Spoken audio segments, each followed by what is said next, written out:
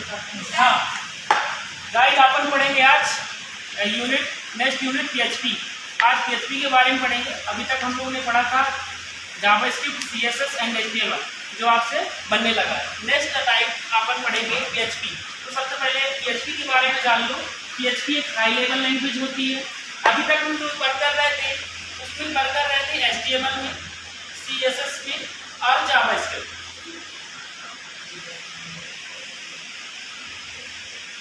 इन तीन चीजों में अपन क्या कर रहे थे, वर्क कर रहे थे। अब अपन को PHP की क्या जरूरत हुई? जब हम HTML यूज करते हैं, CSS यूज करते हैं, जावास्क्रिप्ट भी यूज करते हैं, तो हम PHP क्यों पढ़ रहे हैं, है ना? सबसे पहले ये जानेंगे। तो PHP पढ़ने के मकसद होता है हमारा, क्योंकि एक हाई लेवल लैंग्वेज है। क्या है? हाई लेवल लैंग्वेज है। तो आप लोगों को भी पता है कि जब हम कोई वेबसाइट को क्रिएट करते हैं, जब वेबसाइट क्रिएट करने के लिए हमें कहा जाता है, वेबसाइट क्रिएट करने की रिक्वायरमेंट होती है। जब वेब डेवलपर होता है कोई इंसान, तो क्या करेगा वो? पहले HTML यूज करेगा। क्यों यूज करेगा? क्योंकि जो भी हमारा फ्रेमवर्क है वो HTML से क्रिएट हो जाएगा। जो भी पेज है HTML से क्रिएट हो जाएगा। उसमें हम क्या करेंगे, जो भी स्टाइल अप्लाई करना है, जो भी हम स्टाइल अप्लाई कर रहे हैं किससे किए? CSS से कर लिए, आप लोगों ने देखा। फिर उसमें जो भी हम डायनेमिक चीज़ें यूज करना है, जैसे हमने अभी अलर्ट मैसेज यूज किया, पॉपअप मैसेज यूज किया, कोई भी चीज़ें अलर्ट यूज करने के लिए, डायनेमिक बनाने के लिए पेज को हमने जावास्क्रिप्ट यूज किया।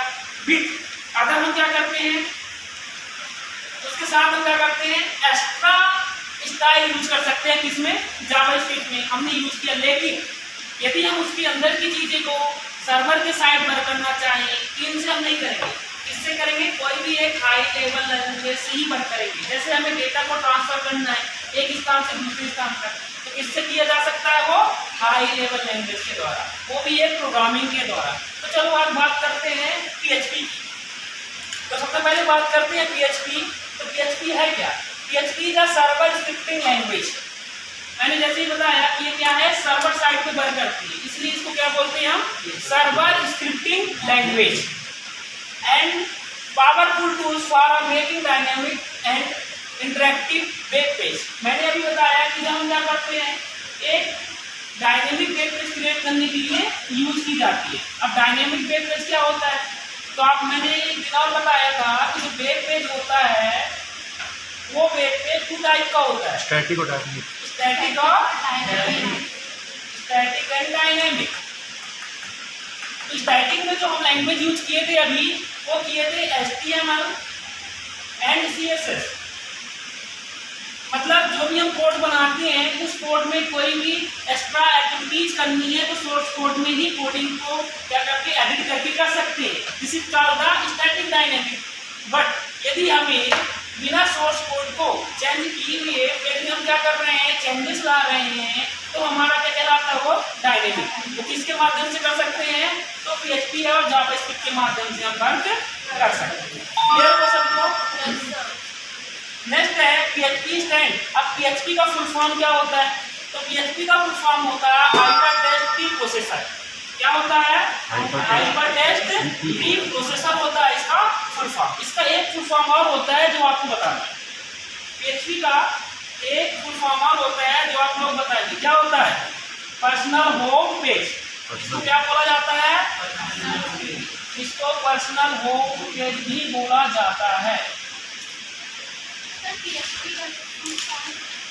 पर्सनल होम पेज भी बोला जाता है, लेकिन एक्चुअली इसका जो फुल फॉर्म होता है hyper text pre processor. Next होता है, ये सिंटैक्स बेस्ड में होता है। इसके पहले लैंग्वेज जो आई थी, पर्ल आई थी, जावा आई थी एंड C++ सब लैंग्वेज आ चुके थे। इसके बाद हमारी आई है जो PHP आई।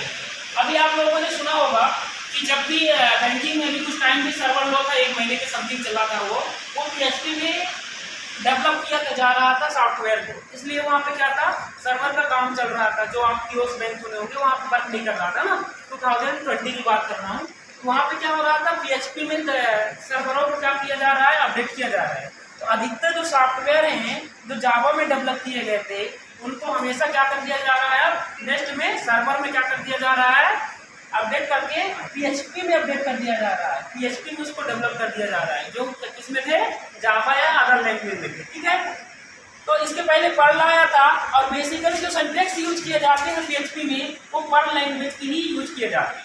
किसके यूज किए जाते हैं, पर्ल लैंग्वेज की।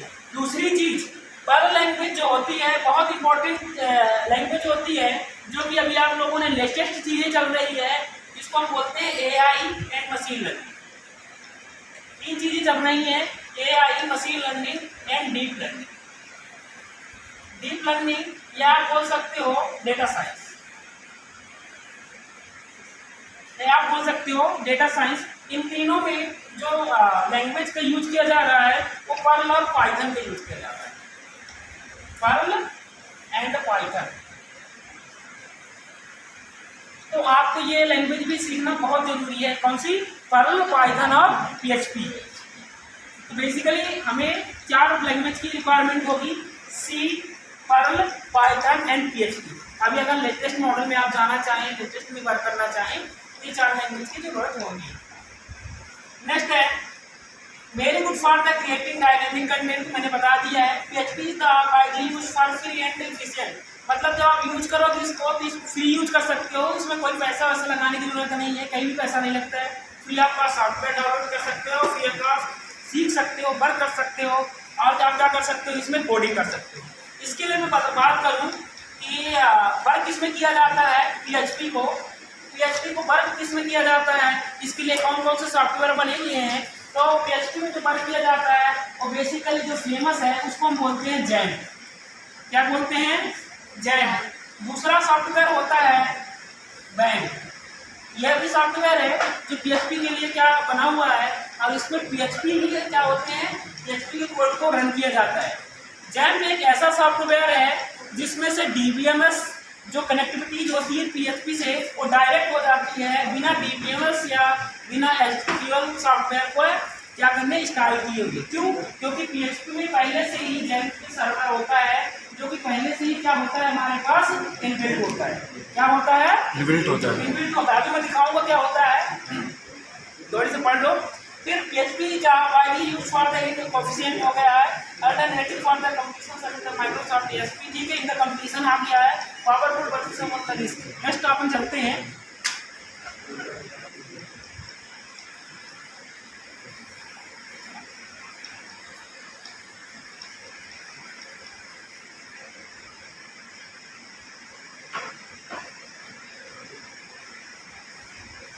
जब इसको स्टार्टेड किया गया था, है ना, मैंने जैसे ही बताया था कि इसके पहले पर्ल लैंग्वेज आई थी, है ना। पर्ल लैंग्वेज आने के बाद PHP हमारी डेवलप की गई थी, और 1994 में किसके द्वारा, रॉमसन के द्वारा, रॉमसन लैंडरोफ के द्वारा क्या किया गया था, इसको डेवलप किया गया।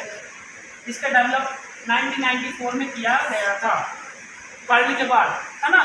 फिर है इसके एडिशन आए, ऐसे लेटेस्ट एडिशन आते रहते हैं। कोई भी लैंग्वेज होती है, पहले लैंग्वेज नॉर्मल में होती है, फिर उसके एडिशन, जैसे जैसे उसकी फीचर्स ऐड हो जाते हैं, उस फीचर को हमें क्या करते हैं, एडिशन में कन्वर्ट कर दे जाते हैं, और उसके जो वर्जन्स होते हैं वो डेवलप किए जाते हैं। तो फिर दूसरा वर्जन 1997 में 3.0 आया था। कब आया था, 3.0 1997 में आया था, फर्स्ट 1994 में आया था, है ना।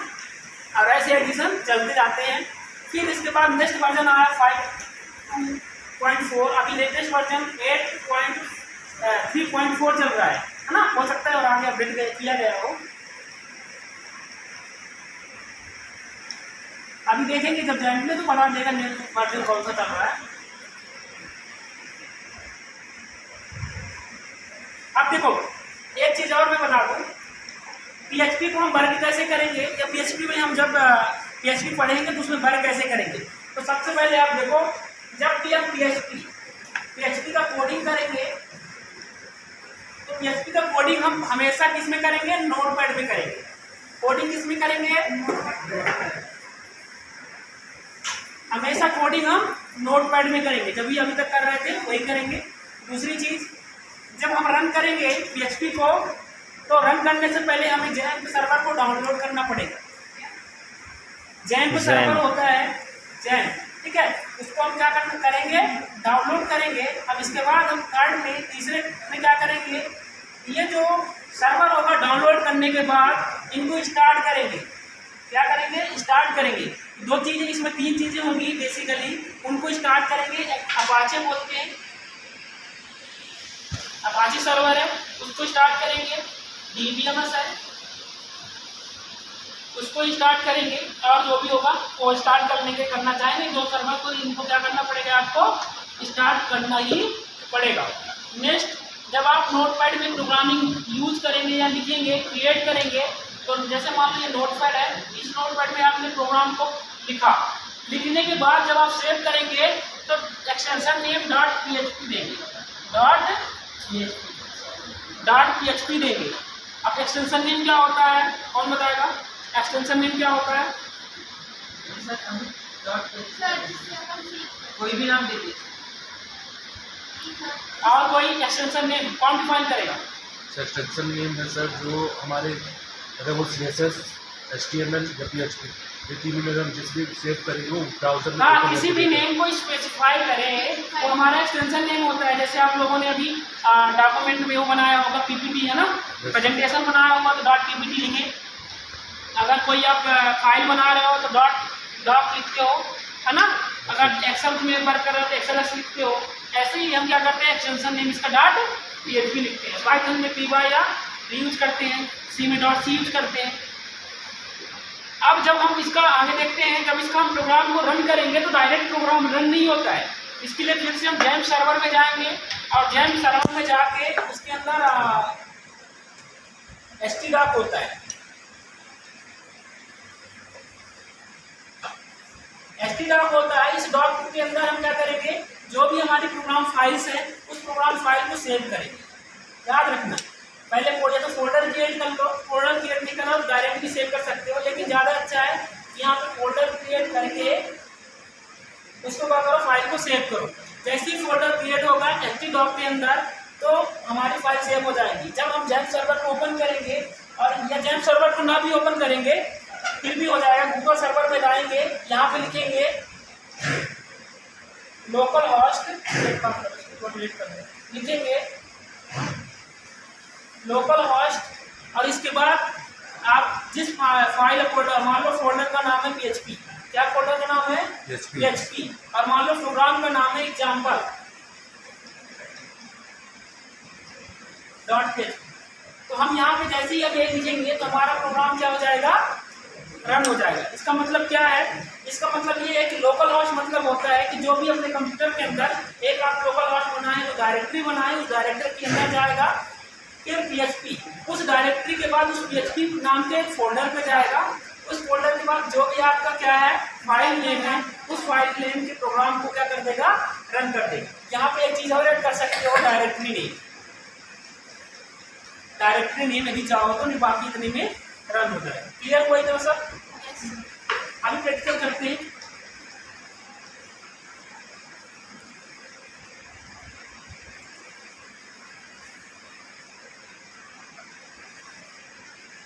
जब हम PHP की यूज करते हैं तो उसको सेपरेट फाइल PHP, है ना, PHP से यूज करते हैं। PHP टैग होता है, इस टैग से यूज करते हैं। जैसे अभी आपने यूज किया था क्या, स्क्रिप्ट लैंग्वेज, जावा स्क्रिप्ट में क्या यूज किया था, स्क्रिप्ट यूज किए थे ना।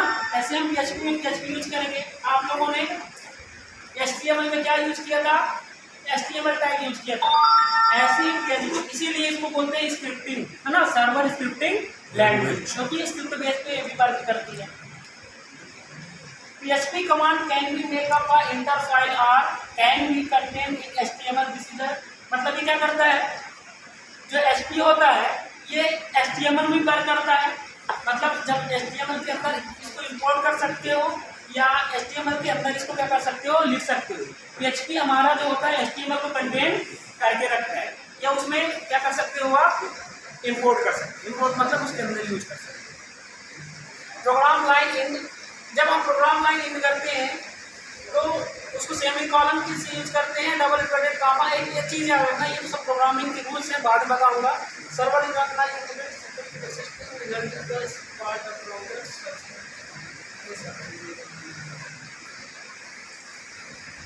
हाँ, एक प्रोग्राम देख लो आज के लिए बस। सबसे पहले हम यहाँ पे देखो ये आप लोगों का डॉक्यूमेंट्री पार्ट्स होता है, इसको हम बोलते हैं documentary parts, document type HTML। यहाँ पे HTML मैंने जैसे ही बताया था कि इसको क्या करते हैं, HTML के अंदर ही यूज करते हैं, लिखते हैं। तो हमने HTML लिखा, HTML टैग में आप लोगों को पता है जो टैग पहले ओपन होता है वो बाद में क्लोज होता है, और जिस टैग का जहाँ पे स्कोप होता है यदि उसको वहाँ पे क्लोज कर दिया तो वहाँ से स्कोप उसका खत्म हो जाता है। फिर हमने यहाँ पे बॉडी लिखा। अब याद रखना बॉडी हमेशा किसी भी पार्ट के अंदर बॉडी नहीं होगी तो वर्क नहीं करता है चीज़, है ना। जैसे बॉडी के अंदर चीज़ें वर्क करती है, PHP स्पेशली बॉडी के अंदर ही वर्क करेगी। इसके बाद PHP, जैसे यहाँ पे PHP यूज किया गया है, PHP के इसका मतलब ये देखो, PHP जब यूज कर रहे हो तो PHP के अंदर ही वर्क करोगे। जैसे यहाँ पे PHP है। अब इको मतलब होता है, जैसे आप लोगों ने प्रिंट किया था, सी में क्या प्रिंट कराया था, प्रिंट करने के लिए कौन सा फंक्शन यूज करते थे, प्रिंटफ यूज करते थे। C++ में सीआउट यूज करते थे, पाइथन में प्रिंट यूज करते थे, है ना। पाइथन में क्या यूज करते थे, प्रिंट यूज करते थे। ऐसे ही हम PHP में क्या यूज कर रहे हैं, इको यूज कर रहे हैं। इको जहाँ पे लिखेंगे वो ये मतलब होगा, इको एक प्रीडिफाइंड फंक्शन होता है, वो कीवर्ड होता है जो कि हमारे जो भी हम चीज़ें देते हैं उसको क्या करता है, वो प्रिंट कर देता है। जब हम डबल इन्वर्टेड कॉमा के अंदर लिखेंगे तो जो भी वैल्यू होगी, जो भी चीज़ें आप लिखेंगे वो सेम क्या करेगा, प्रिंट कर देगा। फिर इसके बाद स्क्रिप्ट क्लोज कर देंगे और बॉडी क्लोज कर देंगे। जैसे ही क्लोज करेंगे तो PHP हमारा जुड़ा होगा, वो इको और माई फर्स्ट PHP आपको आउटपुट आ जाएगा, ठीक है। स्क्रिप्टिंग में जो भी आप यूज करोगे, अगर इसको यूज नहीं करते हो, आपको आगे और प्रोग्राम बढ़ाना है तो आप नीचे कर सकते हो, खत्म कर सकते हो, ठीक है। आज की क्लास कैसी रही?